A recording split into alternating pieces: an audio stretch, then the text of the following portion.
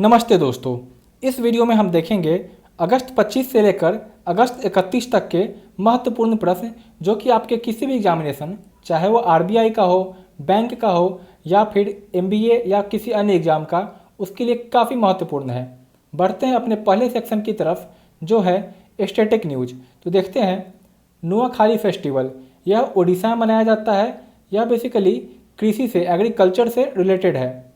उड़ीसा में एक VSSUT university भी है जिसका फुल फॉर्म है Veer Surendra Sai university of technology. आखिर यह न्यूज में क्यों है? यह न्यूज में इसलिए है क्योंकि ISRO, Indian Space Research Organisation ने भारत में पहली बार अपना इनोवेशन और इंक्यूबेशन सेंटर स्थापित किया है और वह VSSUT के ही कोलैबोरेशन के साथ किया है। VSSUT कहाँ है? यह संबलपुर में है, उड़ीसा के, संबलपुर उड़ीसा। ओके। थुम्बी महोत्सव या फिर ड्रैगन फ्लाई फेस्टिवल, यह केरला में मनाया गया पहली बार। और पुल्लीकली फोक आर्ट, यह भी केरला से ही संबंधित है। तो यह दोनों केरला से संबंधित है। मोदेरा सन टेम्पल गुजरात में है। ओके। और दचीघम नेशनल पार्क और डल लेक, यह जम्मू एंड कश्मीर में है। जम्मू कश्मीर के अभी गवर्नर चेंज हुए थे, उनका नाम अब कृपया कमेंट बॉक्स में ज़रूर लिखें। नुब्रा वैली और जैंस्कार वैली यह दोनों लद्दाख में है। और कैवकस 2020 एक्सरसाइज, यह एक मल्टीनेशनल एक्सरसाइज है जो कि रसिया में होना है। भारत ने इस एक्सरसाइज से किनारा कर लिया है और कारण यह दिया है क्योंकि इस एक्सरसाइज में चाइना के और पाकिस्तान के भी सेना शामिल होंगे। दोस्तों, यह थे कुछ महत्वपूर्ण स्टैटिक न्यूज, यही काफ़ी इंपॉर्टेंट है। बढ़ते हैं अपने अगले सेक्शन की तरफ जो कि है बुक एंड इट्स ऑथर। तो पहली किताब है our only home, a climate appeal to the world. इसे लिखा है दलाई लामा 14वें ने। Delhi riots 2020 the untold story, इसे लिखा है मोनिका अरोड़ा जी ने। और क्रिकेट द्रोना, इसे लिखा है जतिन और आनंद बसु ने। किसके ऊपर लिखा है? तो वासु प्रजापति के ऊपर। ये वासु प्रजापति जो है, इन्हें भारतीय क्रिकेट का द्रोणाचार्य बोला जाता है। दोस्तों, यह था हमारा दूसरा सेक्शन। बढ़ते अपने अगले सेक्शन पे, डेट, डे और थीम। तो पहला डेट है अगस्त 23। इस दिन मनाया जाता है international day for the remembrance of the slave trade and it's abolition. आपको इतना याद रखना है कि 23 तारीख स्लेवरी से रिलेटेड है। उसी तरह अगस्त 24 से 28 वर्ल्ड वाटर वीक मनाया गया और थीम था water and climate change accelerating action. अगस्त 29, इस दिन 3 दिवस मनाए गए, national sports day, international day against nuclear tests और तेलुगु लैंग्वेज डे। तो तेलुगु कहाँ की भाषा है? आंध्र प्रदेश की। नेशनल स्पोर्ट्स डे, इसी दिन जितने भी भारतीय को राजीव गांधी खेल रत्न अवार्ड मिला है, 5 खिलाड़ियों को मिला है। आप उनके नाम कमेंट बॉक्स में ज़रूर बताएं, मैंने पढ़ाया है आपको। और आज ही के दिन 29 अगस्त को क्यों मनाया जाता है? क्योंकि 29 अगस्त को ध्यानचंद का जन्म हुआ था। और ध्यानचंद किस जगह से बिलोंग करते थे? तो वह है उत्तर प्रदेश। और international day against nuclear test, आप ऐसे याद रख सकते हैं इसको कि ध्यानचंद बहुभाषी थे और वह तेलुगु भाषा ही बोलते थे, means he was a polyglot. और वह काफ़ी ब्रेनी भी थे, तो न्यूक्लियर टेस्टिंग वगैरह भी करते रहते थे। हॉकी के अलावा उनका पैसन था। तो ऐसे आप याद रख लेना। अगस्त 30, international day of the victims of enforced disappearances. तो डिसअपियरेंसेस, इसको अगस्त 30। तो आप, यह महत्वपूर्ण दिवस थे, आप इसे याद रखना। बढ़ते हैं आगे। तो कुछ अपॉइंटमेंट्स हुए, जैसे कि SBI के नए MD बने अश्वनी भाटिया और DRDO के चेयरमैन बने, यह पहले से चेयरमैन थे, 2 साल इनका एक्सटेंशन हुआ है। भारत के बहुत ही बड़े वैज्ञानिक जी सतीश रेड्डी। अब choose the correct news related to states of India. तो असम में बना है longest river ropeway of India, जिसकी लंबाई है 1.8 किलोमीटर। तो क्या यह सही खबर है? जी हाँ, बिल्कुल। यह लॉन्गेस्ट रिवर रोपवे बना है ब्रह्मपुत्र नदी के किनारे, और ब्रह्मपुत्र नदी है असम में। एक और खबर में, स्किल डेवलपमेंट यूनिवर्सिटी का वहाँ निर्माण हो रहा है ADB की मदद से, एशियन डेवलपमेंट बैंक। और कहाँ हो रहा है? तो दरांग डिस्ट्रिक्ट में, जो कि असम में है। तो यह भी सही है। वहीं उत्तर प्रदेश सरकार ने एक यूनिफाइड पोर्टल बनाया है NRI के लिए, यह भी सही है। और गुजरात ने टॉप किया EPI इंडेक्स, जो कि पहली बार नीति ने निकाला है। EPI क्या है? Export preparedness index. तो जाहिर सी बात है कि अगर एक्सपोर्ट की बात हो रही है, कोई कोस्टल रीजन ही टॉप करेगा तो गुजरात। और प्रधानमंत्री मुद्रा योजना में जिसमें तहत लोन मिलता है कोई छोटा कारोबार शुरू करने के लिए, तो तमिलनाडु की महिलाओं ने सबसे ज़्यादा लोन उठाया है। तो तमिलनाडु की वीमेंस ने इसमें टॉप किया है मुद्रा स्कीम में। दोस्तों, प्रधानमंत्री जनधन योजना के भी 6 साल पूरे हो गए हैं। 2014 में इसे शुरुआत किया गया था और यह एक मास्टर स्ट्रोक बोला जाता है। बढ़ते हैं आगे। Who has launched the anywhere school. तो द एनीवेयर स्कूल किसने लॉन्च किया है, जिसमें कि 50 नए फीचर है जो कि ऑनलाइन पढ़ाई को और बूस्टअप करेंगे। तो इसे किया है गूगल ने। दोस्तों, कुछ और भी बातें हुई हैं, जैसे कि आईआईटी ने, जो कि इंडियन इंस्टीट्यूट ऑफ टेक्नोलॉजी है, इसने मॉस्को यूनिवर्सिटी से टाई अप किया है। मॉस्को जो कि रसिया में है। क्यों किया है? क्योंकि मॉस्को यूनिवर्सिटी भारत के आईआईटी को टेक्नोलॉजी प्रोवाइड करेगा और ये दोनों मिलकर क्वांटम कंप्यूटर बनाएंगे। ऐसा क्वांटम कंप्यूटर जो कि दुनिया का सबसे फास्टेस्ट कंप्यूटर होगा, क्वांटम कंप्यूटर। ओके। वहीं एक अन्य खबर में मैंने बताया कि इसरो और Veer Surendra Sai university of technology का मिलन हो गया है एक इनोवेशन सेंटर के लिए, और यह सारे कुछ फर्स्ट टाइम हुआ है। यही फर्स्ट टाइम। और एक अन्य और खबर में एरिक्सन, जो कि एक स्वीडिश कंपनी है, बहुत ही इंपॉर्टेंट है। एरिक्सन एक स्वीडिश कंपनी है, स्वीडन की। तो इसने गठबंधन कर लिया है यूनिसेफ के साथ। यूनिसेफ वही United Nation Emergency Children's Emergency Fund, जो कि बच्चों की पढ़ाई लिखाई इमरजेंसी फंड से काफ़ी रिलेशन रखती है। तो एरिक्सन क्या करेगा कि 35 देशों में स्कूल में इंटरनेट का मैपिंग करेगा। ओके, 35 कंट्रीज में। तो यह तीनों खबर अपने आप में ही काफ़ी महत्वपूर्ण है, आप इसे ज़रूर याद रखना। बढ़ते हैं अगले प्रश्न पे। बायर्न म्यूनिख ने जीत लिया यूरोपियन चैंपियंस लीग। यह कहाँ का यह मीन्स बायर्न म्यूनिख है, चूँकि म्यूनिख जर्मनी में है तो बायर्न म्यूनिख भी जर्मनी में होगा। अभी एक राउंड टेबल कॉन्फ्रेंस हुआ। एक तरफ भारतीय नेटवर्क था जिसमें भारत का फॉरेन मिनिस्ट्री और थाईलैंड का फॉरेन मिनिस्ट्री था, और दूसरी तरफ एशियान। तो इसका थीम क्या था? ASEAN India strengthening partnership in the post COVID era. वहीं भारत की वियतनाम के साथ एक 17वीं बैठक हुई, और जापान के प्रधानमंत्री शिंजो एब ने अपने स्वास्थ्य संबंधी तकलीफ़ों का वह कह के इस्तीफ़ा दे दिया है, रिजाइग्नेशन दे दिया है। बढ़ते अगले प्रश्न पे। किस बैंक, अब यह कौन सा पहला बैंक है भारत में जो कि सैटेलाइट के डेटा को यूज करेगा ताकि उसके थ्रू किसी भी कस्टमर का अगर कोई लोन लेने आता है तो उसका क्रेडिट वर्थनेस जांच सके कि उसका फार्म सेक्टर वगैरह क्या है वगैरह वगैरह, और फिर उसको लोन दे। तो यह किया है आईसीआईसीआई ने। बहुत ही इंपॉर्टेंट खबर है। आईसीआईसीआई सैटेलाइट डेटा इमेज का इस्तेमाल करेगा फार्म सेक्टर में लोन प्रोवाइड करने के लिए। वहीं एचडीएफसी ने भी एडोबी के साथ, एडोबी जो कि एक अमेरिका कंपनी है जिसके सीईओ इंडियन है शांतनु नारायण, उसके साथ गठबंधन किया है। क्यों किया है गठबंधन? इसलिए किया है क्योंकि अगर टेक्नोलॉजी आएगा तो कस्टमर का जो डिजिटल एक्सपीरियंस होता है वह एक काफ़ी मज़ेदार हो जाएगा, मीन्स आहा मोमेंट टाइप हो जाएगा। बढ़ते हैं अगले प्रश्न पे। निम्नलिखित में से कौन से ऐसे खिलाड़ी हैं जिनको आईसीसी के हॉल ऑफ फेम में जगह नहीं मिला है? तो वह है जावेद मियांदाद। किन्हें मिला? 3 खिलाड़ियों को। वह है जैक्स कैलिस, जो कि हैं साउथ अफ्रीका से आते हैं, बहुत ही खतरनाक ऑलराउंडर थे। जहीर अब्बास पाकिस्तान से, और लीजा स्टाइलेकर जो कि ऑस्ट्रेलिया से आती है। वहीं दोस्तों आईसीसी का हेड क्वार्टर है दुबई यूएई में, और यहीं आईपीएल होना है।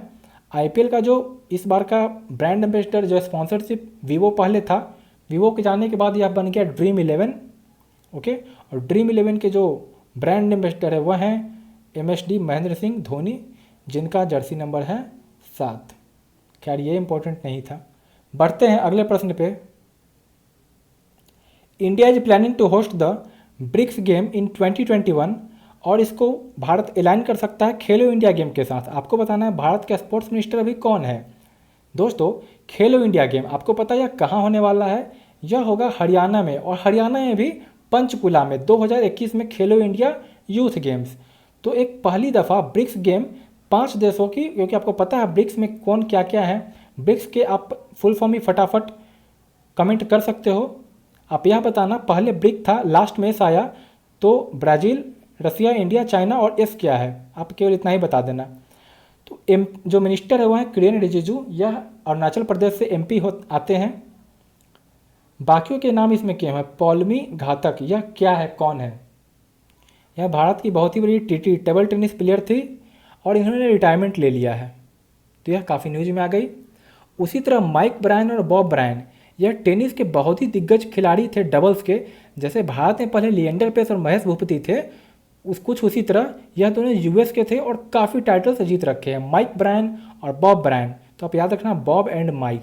अभी आपको पता हो जो नासा की तरफ से इलॉन मस्क नासा के टाइप में जो 2 अंतरिक्ष यात्री गए थे ऊपर, उनका भी नाम, उनमें एक का नाम बॉब था, दूसरे का डगलस था, और इसमें भी एक का नाम बॉब है, दूसरे का माइक है। जेम्स एंडरसन पहले फास्टेस्ट बॉलर बन गए जिन्होंने 600 विकेट झटके। अभी इनके आसपास वैसे खिलाड़ी जो खेल रहे हों और उनके ज़्यादा विकेट हो, स्टीवर्ट ब्रॉड ही है, इन्हीं की टीम के हैं, उनके 500 से ऊपर विकेट हैं। और कैमरून वाइट, ये ऑस्ट्रेलिया खिलाड़ी थे, इन्होंने भी रिटायरमेंट ले लिया। तो 3 खिलाड़ियों का रिटायरमेंट हो गया, Poulomi Ghatak, Cameron White Australia के, Mike Bryan Bob Bryan US के, और उनके खेले टेबल टेनिस और cricket. Cameron White means C for Cameron, C for cricket. वहीं एक और खबर आपको बता दें, काफ़ी इंपॉर्टेंट है। तो ड्वेन ब्रावो, जिसको DJ ब्रावो ही बोलते हैं, डांस करने में काफ़ी एक्सपर्ट है, इन्होंने T20 में 500 विकेट झटक लिए। मतलब T20 में इन्होंने पहली बार कोई ऐसा खिलाड़ी जो कि 5 विकेट लिया बन गए हैं। तो अपने आप में एक बहुत ही महत्वपूर्ण खबर है। जहां जेम्स एंडरसन ने 600 विकेट टेस्ट में लिए, तो इन्होंने 500 लिए। बढ़ते हैं अगली खबर पे। Which bank launched liberty saving accounts? तो लिबर्टी सेविंग अकाउंट्स किया है एक्सिस ने, तो एक्सिस का अब आएगा लिबर्टी सेविंग अकाउंट। वहीं SBI जनरल इंश्योरेंस ने निकाला है शगुन, जो कि एक इंश्योरेंस टाइप का पॉलिसी है, शगुन गिफ्ट एंड इंश्योरेंस। बढ़ते अगले प्रश्न पे। मैरियाकेल लुकास रिजनवेल्थ, यह यंगेस्ट ऑथर बन गई है जिसको इंटरनेशनल बुकर प्राइज मिला। इनके किताब का नाम बताना है आपको। तो पहले तो इंटरनेशनल बुकर प्राइज होता क्या है? तो यह बेसिकली एक किताब के लिए प्राइज मिलता है, किसी इंग्लिश किताब के लिए। तो यह बुक का नाम है द डिस्कम्फर्ट ऑफ इवनिंग। तो यह मिला है मैरियाकेल लुकास रिजनवेल्थ को, यह डच है ये। वहीं आर्मी चीफ MM नरवणे ने भी किताब का विमोचन किया, लिखा, जिसका नाम है national security challenges young scholars perspective. वहीं चुनौती रविशंकर प्रसाद, जो भारत के बहुत ही बड़बोले नेता हैं, इन्होंने एक चुनौती नाम से कंपटीशन रखा है स्टार्टअप्स के लिए, जिसके तहत मोस्टली जो नेताओं के बच्चे होते हैं वही जीतते हैं और जितने ही पैसे होते हैं उन्हीं के बीच बट जाते हैं। बढ़ते हैं अगले प्रश्न पे। 51वां IAAFI कहाँ हेल्ड किया गया? तो यह किया गया गोवा में। खासकर फिल्म फेस्टिवल गोवा में ज़्यादा होते हैं, तो इसका आंसर गोवा है। वहीं असम, गुजरात और दिल्ली, तो इनके बारे में कुछ देखते हैं। असम के बारे में आपने देखा है कि स्किल डेवलपमेंट यूनिवर्सिटी यहाँ खुल रहा है ADB की मदद से। वहीं गुजरात में के बारे में आपने देखा कि यहाँ एक हनी टेस्टिंग लैब खुला था, world class Honey testing lab, Narendra Singh Tomar ने इसको खुलवाया था। और वहीं पे गुजरात ने एक्सपोर्ट प्रिपेयर्डनेस इंडेक्स में भी टॉप स्थान पाया है। वहीं दिल्ली सरकार ने कैंपेन लॉन्च किया कि healthy body and healthy mind, कुछ ऐसा बोल के, यही कैंपेन है दोस्तों। वहीं अगर केरला की बात करें, केरला भी काफ़ी महत्वपूर्ण है। यहाँ पे 2 खबर है जो काफ़ी इंपॉर्टेंट है। पहला तो एक मेडिकल एम्बुलेंस पहली बार यहाँ चलाया गया, मेडिकल एम्बुलेंस, उसका नाम काफ़ी इंपॉर्टेंट है, नाम है उसका प्रतीक्षा, PRATHEEKSHA प्रतीक्षा। पहली बार भारत में कोई मेराइन एम्बुलेंस चलाया गया। और दूसरा खबर यह है कि एक WTC स्थापित किया गया। WTC क्या है? Women's trade centre, women's trade centre. और यह कहाँ चालू किया? केरला में। तो यह किया गया एंगामली, ANGAMALY, एंगामली में। ठीक है दोस्तों, तो यह 2 खबर हो गई जो कि काफ़ी इंपॉर्टेंट है। पढ़ते हैं अगले प्रश्न पे। हाल में ही एक ऑनलाइन FID चेस ओलंपियाड हुआ, एक तरह से चेस का championship means world cup type का हुआ। तो इसमें ज्वाइंट विनर किसे घोषित किया गया? शुरुआत में तो रसिया को घोषित कर दिया गया था ज्वाइंट विनर मीन्स विनर, लेकिन भारत ने क्लेम किया कि नहीं, सर्वर इशू के कारण भारत के खिलाड़ी हार गए। तो उसको फिर चेक किया गया और फिर ज्वाइंट विनर भारत और रसिया, यह दोनों बन गए। तो इसका आंसर है भारत और रसिया। मुकेश अंबानी ने रिलायंस के फ्यूचर ग्रुप को खरीद लिया कितने में? तो 24,713 करोड़। फ्यूचर ग्रुप का संबंध है बिग बाजार से, आप इसको उसके रूप में जानते होंगे, और इसके चीफ एग्जीक्यूटिव ऑफिसर थे CEO किशोर बियानी। बढ़ते हैं दोस्तों आगे। Who has won the first gold medal for India at the mental calculation world championship at mind sports olympiad held in London? तो यह बने हैं नीलकंठ भानु प्रकाश। यह काफ़ी ऐसा करामात करते रहते हैं। इन्होंने गोल्ड मेडल जीता है मेंटल कैलकुलेशन में। दोस्तों रमेश चंद एक कमेटी को हेड कर रहे हैं जिसमें वह इस पे फोकस कर रहे हैं कि क्या शुगर केन जो गन्ना का प्राइस होता है, शुगर केन के प्राइस को चीनी के प्राइस से टाइप किया जा सकता है। जैसे चीनी का प्राइस बढ़े तो शुगर केन का बढ़ जाए और वाइस वर्सा। तो रमेश चंद उसके हेड है। रमेश चंद कौन है? तो ये नीति आयोग के मेंबर है। जैसे रमेश चंद हो गए, वीके पॉल हो गए। वीके पॉल किस कमेटी को हेड कर रहे हैं? फटाफट जवाब आप कमेंट बॉक्स में दीजिए। वीके पॉल वही है जिन्होंने कहा था 15 मई को कोरोना वायरस भारत में 0 हो जाएगा, और क्या होगा आपको पता है। और नीति आयोग के जो CEO हैं वो अमिताभ कांत है। राकेश भदौरिया भारत के इंडियन एयरफोर्स के चीफ मार्शल है। इन्होंने एक ऐप लॉन्च किया जिसका नाम है MyIAF। माई इंडियन एयरफोर्स एक ऐप है, इसको लॉन्च किया है। वहीं MM नरवाने, इन्होंने एक किताब लिखा अभी हाल में, आपने देखा पर्सपेक्टिव यंग यूथ स्कॉलर्स का पर्सपेक्टिव क्या है उसके ऊपर। यह आर्मी के चीफ हैं। बढ़ते हैं दोस्तों आगे। यह थे आज के इंपॉर्टेंट क्वेश्चंस। कुछ और खबर देखते हैं। एक तो है अफ्रीका। तो अफ्रीका पोलियो फ्री हो गया है। WHO ने बोल दिया कि अफ्रीका अब पोलियो फ्री हो गया पूरी तरह से। अब चीन की नौटंकी पे आते हैं।